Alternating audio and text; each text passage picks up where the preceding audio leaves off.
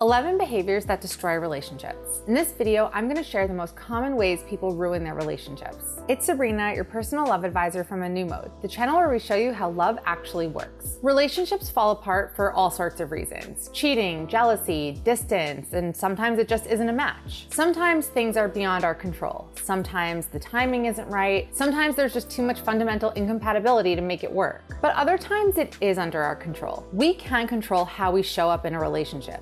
And this makes a difference in terms of whether a relationship thrives or implodes. And I'm gonna share the most common ways people destroy their relationships and how to avoid them. So make sure you watch this video until the end.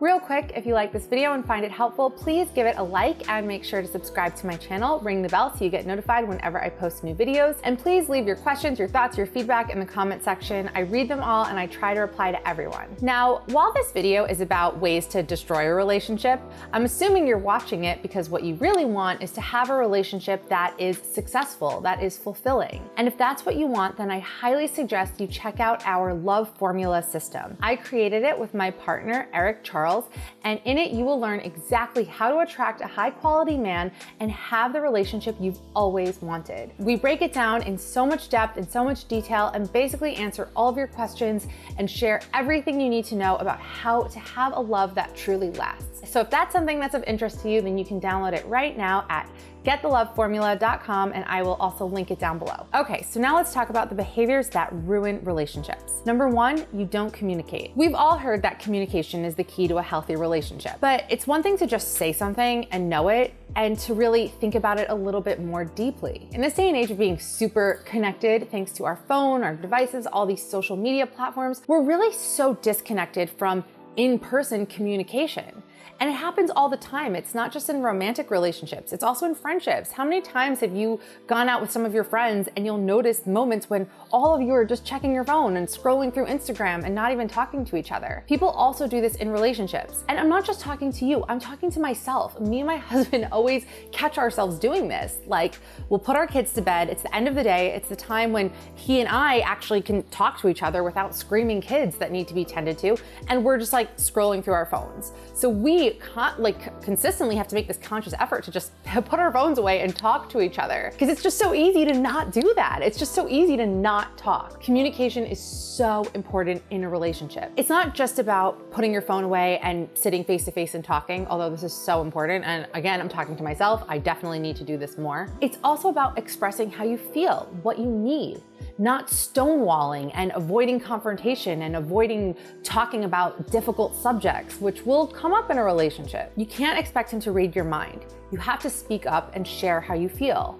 And yes, sometimes that leads to uncomfortable, emotional, difficult conversations. But if you don't have those conversations, the issues will never get resolved and it will just eat away at your relationship. Number two, lack of empathy. This is a tough one because it's very easy to get caught up in our own experience of a relationship. It's very easy to feel like we're the victim and he's not treating us right and he's doing this and he's doing that and we're just, the innocent victims here and it's just not fair and we're doing everything in this relationship and getting nothing back. I know that that's how it feels to you, but it's really important to step outside of that and look at your partner with more empathetic eyes. And he should obviously do the same for you. When you can't see your partner's perspective, they don't feel heard.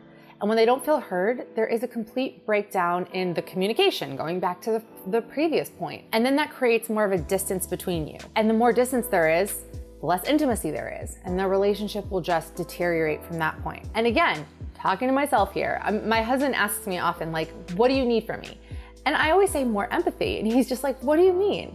I think one of my biggest problems, I guess a biggest strength and a biggest weakness, is that I present this aura of just having it all together, of being on top of everything. And because that's the image I present, my husband doesn't always realize like, oh, she's probably exhausted. She's been up all night with the baby. Oh, and she's doing this and she's doing this. And it's partially my fault because I kind of like present that. And so when I say to him, no, things are also hard for me, I'm like, I need you to hear that and to empathize with that. I need you to empathize what it's like to be up every few hours nursing a baby and also dealing with 2 toddlers.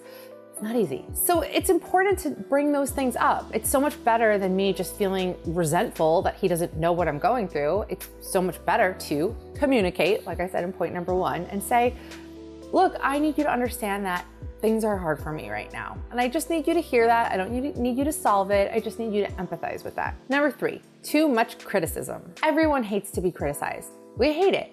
It's the worst. It's a horrible, horrible feeling. But even still, it's just something we can't help ourselves from doing in a relationship. And suffice it to say, this does not create a positive, happy, healthy dynamic. It doesn't motivate your partner to change. It just makes him resentful, and if anything, it kind of turns him into a child who's rebelling against you and just doesn't want to do the things that you keep asking and asking. We can call it criticism or we can call it nagging. It's really important to just check yourself and see if you're being a little too critical, if there's areas where you can cut your partner some slack, and maybe if you could say things in a better way so that you're not so naggy about it. Again, wow, I'm just bringing you all the examples from my real life today because I really am I'm making this video for myself, I think more for you than for you.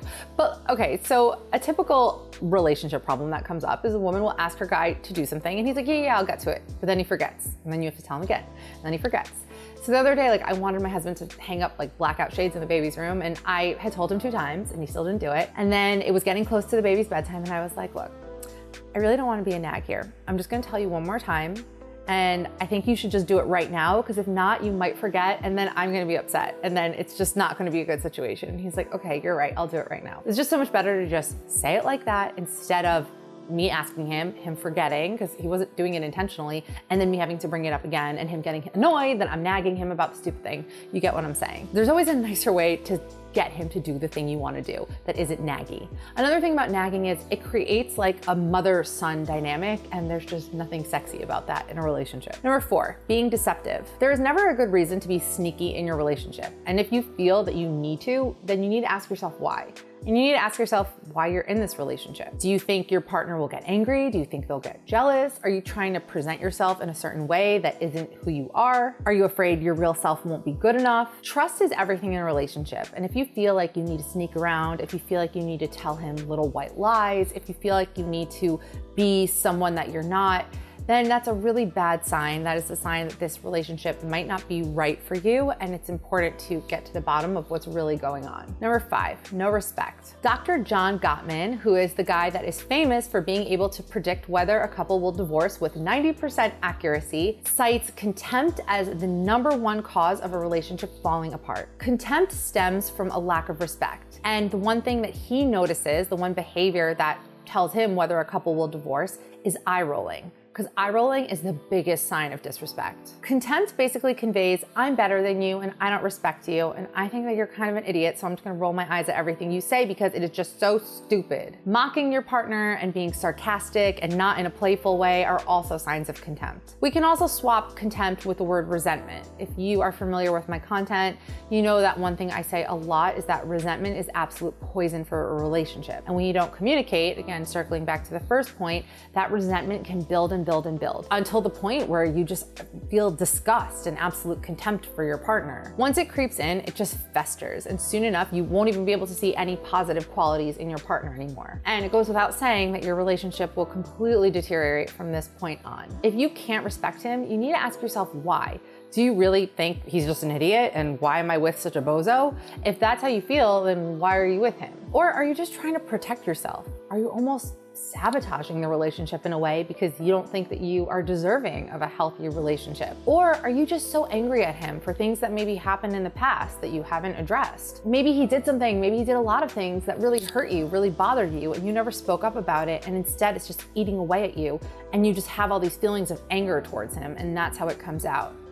You have to really look at where it comes from. Number 6, being too sensitive and insecure. I'm not saying never get upset when your partner does something hurtful, but oftentimes it's important to step back and look at where that hurt is actually coming from. We all have sore spots. We all have wounds that never fully closed. And sometimes someone can say something that's totally innocent, but it just presses on that raw spot and we have an extreme reaction to it. And a lot of the times those are our own insecurities. It has nothing to do with our partner making us feel a certain way. He may have even done or said something that is pretty innocuous, but it provokes such a strong reaction in us because it reminds us of something else, or because of the meaning that we attach to it. And then it becomes a whole fight and we blame him for making us feel a certain way. For example, let's say you go to cut yourself a second slice of cake and your partner says to you, Are you sure you want that second piece? And you completely freak out and think that he's calling you fat. I'm using this as an example because it actually happened to me with a boyfriend a really, really long time ago. And he made that comment. And the fact is, like many girls, I was very insecure about my body. So when he said that, I was like, oh, this just means he's not attracted to me and he's calling me fat. And I was completely dramatic and had such a strong reaction to it and turned into such a big fight.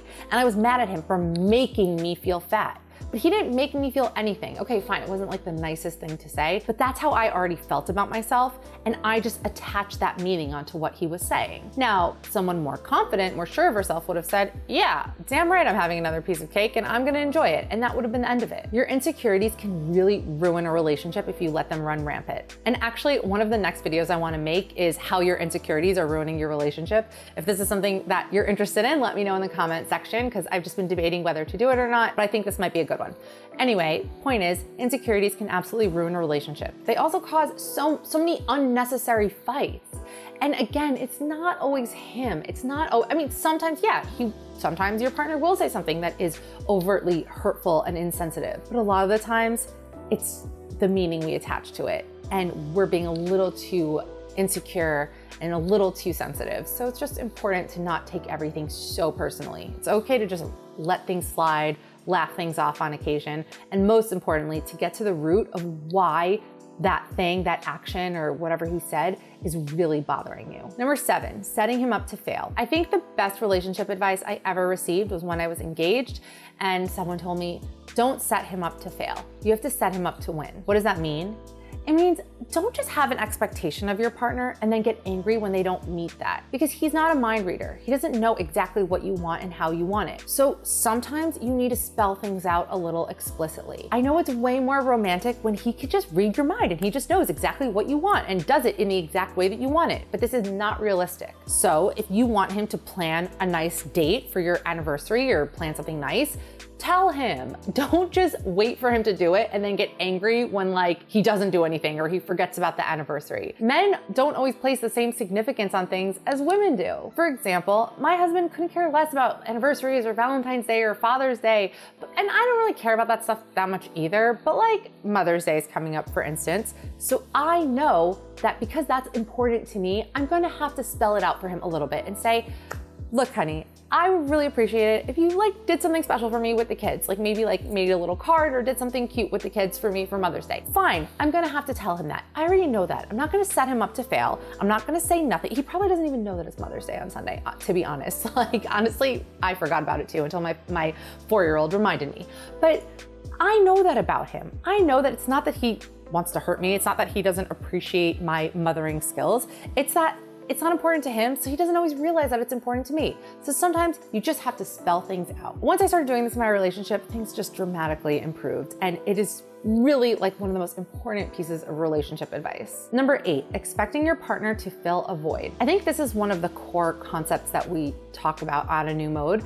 From the beginning of A New Mode, it really started with this idea that someone else cannot fill an emotional void for you. Another person cannot repair what is broken inside of you. It might feel like you'll be all whole and healed once someone comes along and loves you enough, and maybe that will just erase all the traumas and all the pain that you've been through, but it doesn't work that way. Pain doesn't go away just because it goes unacknowledged. And a big mistake that so many women make, and I used to be one of them, is thinking that if you have the right relationship with the right guy, then everything will be all better. You kind of outsource the task of repairing yourself onto him, but that's not his job. That's work that you need to do. If you outsource it to him, you'll never be satisfied. You'll always feel like something's missing, and you might make the mistake of blaming your partner for not giving you this thing that you think he should give you, when really only you can give it to yourself. It's also just important to maintain a well-rounded life, not to put so much pressure on your partner in the relationship, not to make your partner your everything. I know in mainstream media, there's this idea that love is all you need, love is everything, love is, will complete you, but that is not true. There are a lot of things that you need in life. You need a lot of things going on in order to feel complete. You can't just put it all on your partner. Number 9, having an agenda. Most of the items so far on this list apply to people who are already in a relationship, but this one is really for those who are in a budding relationship, in a relationship that is just getting off the ground. Having an agenda can absolutely kill things before they even get started. And this also applies if you're in a relationship already. When you have an agenda, it means you're goal-oriented. So you're dating a guy and you just want him to be your boyfriend. It might not even be because this guy is so amazing and so wonderful. It could just be because you want a boyfriend, because of what that will mean for you, what that will say about you, because you need that for your self-esteem. And so you push that agenda along. When you have an agenda, you're not really able to be present. You can't interact with the person in front of you. Instead, you're just measuring all your interactions in terms of, does this get me closer to my goal or further away from my goal? You can't form a relationship like that. So it's really important to just focus on being present, realizing that no matter what, you will be okay. You will be okay no matter what. If this relationship works out, if it doesn't work out, everything will be fine. And just taking things from that perspective rather than forcing things to move in a certain direction. Number 10, avoiding confrontation. Happy couples are not couples who never fight. Happy couples use arguments to reach resolution rather than dissolution. Arguments are a great opportunity to grow as a couple. It's a great chance to strengthen your communication skills. It's a chance to really solve your problems, to work together. Healthy couples can do this, and when they do, then they're in a stronger place. Relationships can start to fall apart when people use arguments as a chance to tear each other down, when they just fight dirty, when they use it as an opportunity to just air all their grievances, to let all their resentment just come flying out. Nothing will change if you ignore it. Instead, you're just gonna end up bitter and resentful, and your relationship is just gonna deteriorate. And what's even worse is being passive aggressive. We all know how awful being passive aggressive is, whether it's your friend, a parent, or your partner. It's so frustrating. And for some reason, I feel like women are the ones who are much more guilty of this than men. I mean, I know I'm speaking in generalities here, but yeah, we get upset. Like I had mentioned previously, you get upset when he can't read your mind or when he doesn't do things the way that you want. Instead of just telling him, you passively punish him for it by withholding love or affection or attention. Again, not healthy. It's an immature thing to do. It's really important to be upfront, honest, and communicate. And number 11, you don't know his love language. There's a whole book about love languages, but I mean, I could sum it up for you real quickly. Basically, everyone has one of 5 love languages. It's either words of affirmation, quality time, gift giving, acts of service, or physical touch. And basically, we love other people the way we like to be loved. So if you like words of affirmation, then you will show your love by giving your partner words of affirmation. But that's not really gonna reach him in a significant way if his love language is physical touch, and most men's love language is physical touch. People have secondary love languages as well, but I feel like that's a big one for most men. So you're loving him with the words of affirmation, it's not really reaching him, and that's where there can be a huge disconnect between partners. So it's really important to figure out what each other's love language is. And there are quizzes online you can take to figure it out, or you can just figure it out by observing your partner. Watch how he reacts when you spend a lot of time with him, or when you do things for him, or when you are physically affectionate with him. Watch his reaction and see what lights him up the most, and what he's most receptive to, and what makes him feel most loved. Because when he feels loved by you, he's gonna show you more love, and then the relationship will just get better and better. So just pay attention to that and love him in the way that he is most receptive to. That is my list of how to destroy your relationship. Hopefully you have a better understanding of what makes for a healthy relationship so that you can have that. If you're not in a relationship yet, this video definitely will give you the tools so that you can be in a healthy, happy relationship. But if you wanna go even further, even deeper, if you wanna know exactly what it takes to attract a high quality man and have an amazing relationship that lasts and is fulfilling and happy and wonderful, then definitely check out our Love Formula system. You can download it at getloveformula.com. I will link it down below. So definitely check that out, and make sure to give this video a like, follow me on Instagram @newmode, and I'll see you in the next video.